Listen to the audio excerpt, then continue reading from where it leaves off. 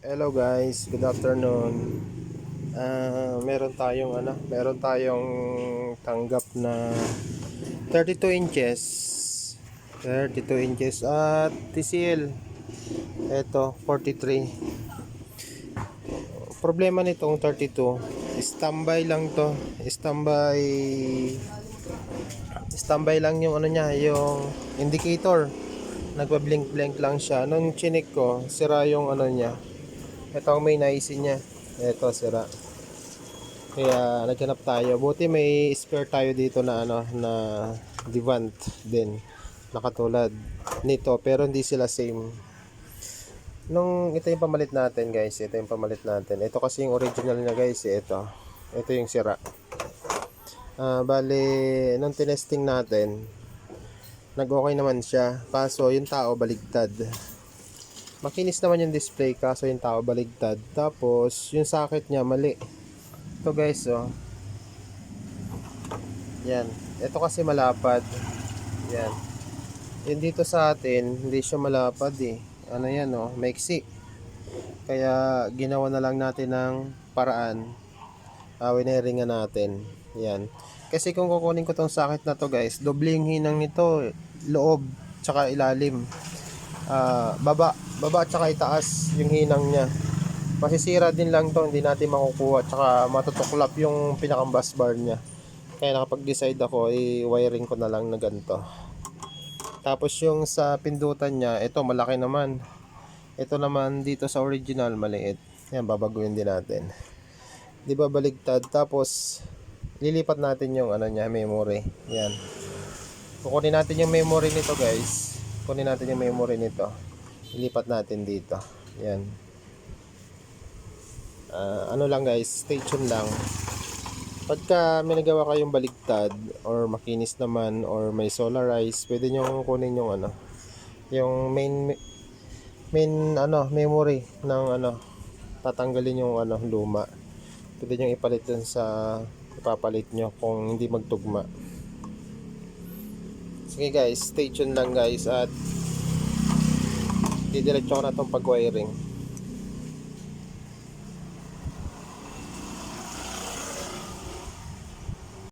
Yan guys, kukunin na natin yung main memory niya. Ito, yung memory niya, kukunin natin.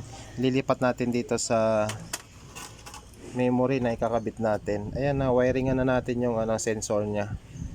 Yung pindutan na lang. Tapos, itong memory, lilipat natin, tanggalin natin to. Konting ingat lang guys sa pagtanggal kasi maraming resistor na SMD type na maliliit na nakapaligid. Yan guys, oh. Maraming resistor na katabi nitong ano na to. Konting ingat lang sa pagtanggal.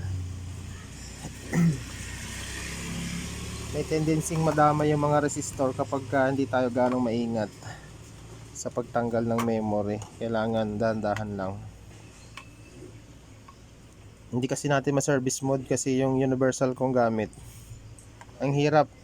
Ang hirap ipasok kaya lipat na lang natin yung memory. Ito pala sa kabila. To. Ito pala. Hindi ito guys, ito.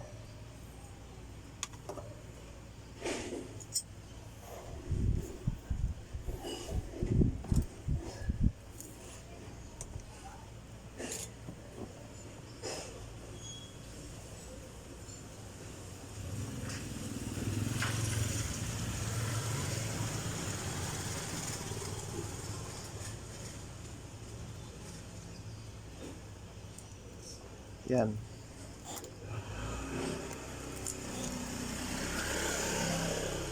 Yan guys, oh. Tanggal na natin yung memory. Linisan lang natin.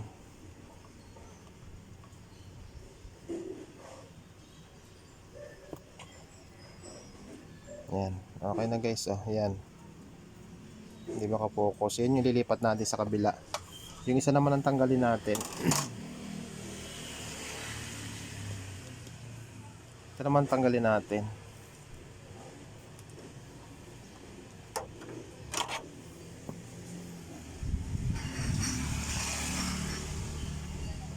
Ito naman yung tanggalin natin. Yan.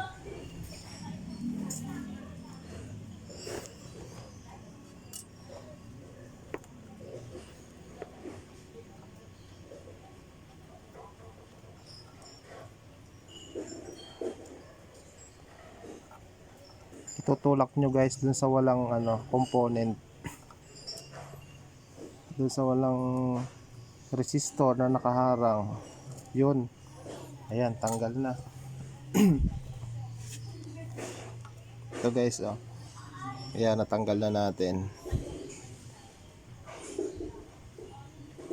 Ayan, oh, ayan, natanggal na natin yung papalitan na natin. Ayan.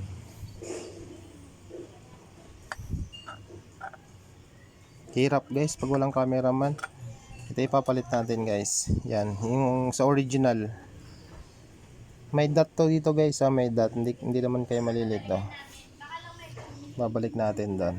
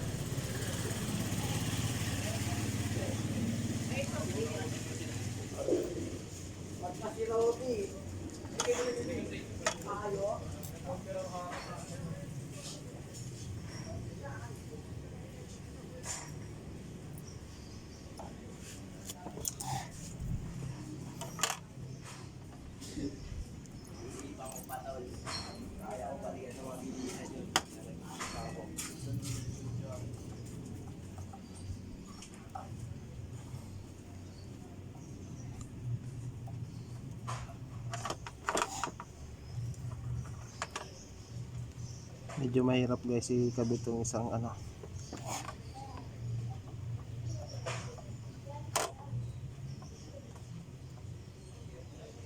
pangit na kasi yung dulo ng panghinang ko.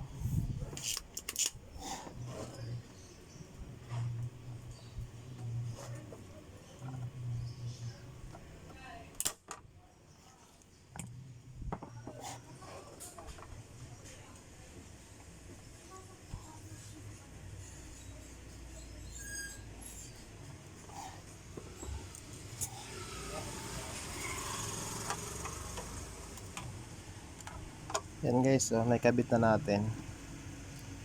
Yan. Yan, naikabit na natin. Tingnan natin kung baligtad pa, tsaka kung may nagbago ba. Saksak natin guys. Stay tuned lang guys tingnan natin. Ito yung luma. Kinuha na natin ng memory. Yan. Saan ba yung kinuha natin? Ay, ito. Yan. Ito yung kinuha natin. I-final natin. Testing natin guys.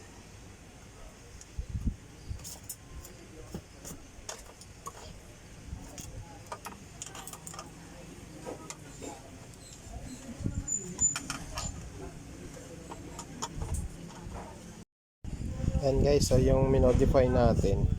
Yan winiringan na natin guys. Yan. Yung memory yung pinalitan natin. Yan. Ito yung pinalit natin sa kanya. Yan Yan. Yan, ito yung luma. Yan, dito natin tinanggal yung memory. Nilipat natin dito sa bagong kinabit natin. Yan, ito yung ano, pinotol natin. Try natin kung baligtad pa, tsaka ano, kung okay na. Saksak natin.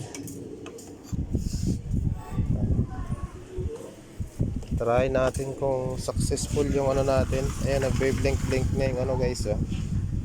Yan natin successful yung pagpalit natin ng mainboard. Ayan, okay na guys. Yan guys, oh. Yan.